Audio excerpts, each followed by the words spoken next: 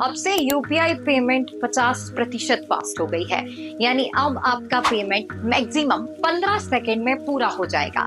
National payment corporation of India यानी NPCI ने बीते महीने यूपीआई से जुड़े कुछ नियमों में बदलाव किए थे, जो 16 जून से लागू कर दिए गए हैं। अब से सभी तरह के ट्रांजैक्शन तेज हो गए हैं, चाहे आप किसी को पैसे भेज रहे हो या दुकान पर क्यूआर कोड स्कैन कर रहे हो या फिर ट्रांजैक्शन का स्टेटस चेक कर रहे हो, सब कुछ पहले से अब तेज होगा। पहले जब आप फोन पे, गूगल पे या पेटीएम जैसे यूपीआई ऐप से पेमेंट करते थे तो ट्रांजैक्शन पूरा होने में कई बार 30 सेकंड तक लग जाते थे।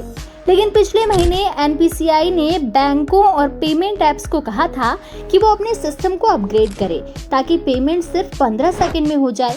एनपीसीआई ने कुछ टेक्निकल चीजें बदली है जो एपीआई यानी एप्लीकेशन प्रोग्रामिंग इंटरफेस से जुड़ी है।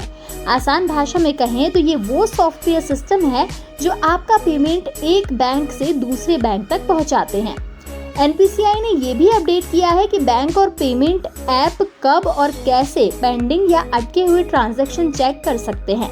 पहले ऐप्स को ये वेरीफाई करने के लिए 90 सेकंड तक का इंतजार करना पड़ता था कि कोई ट्रांजैक्शन सफल हुआ है या नहीं। अब वो ट्रांजैक्शन शुरू होने के 45 से 60 सेकंड के बाद ही इसे चेक कर सकते हैं।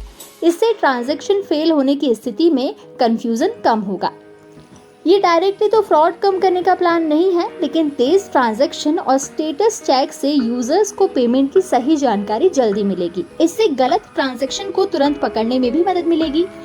कमेंट करके बताएं कि आपको वीडियो कैसा लगा और ऐसे ही ट्रेंडिंग मुद्दों के लिए जुड़े रहिए ट्रेंड टॉक्स के साथ।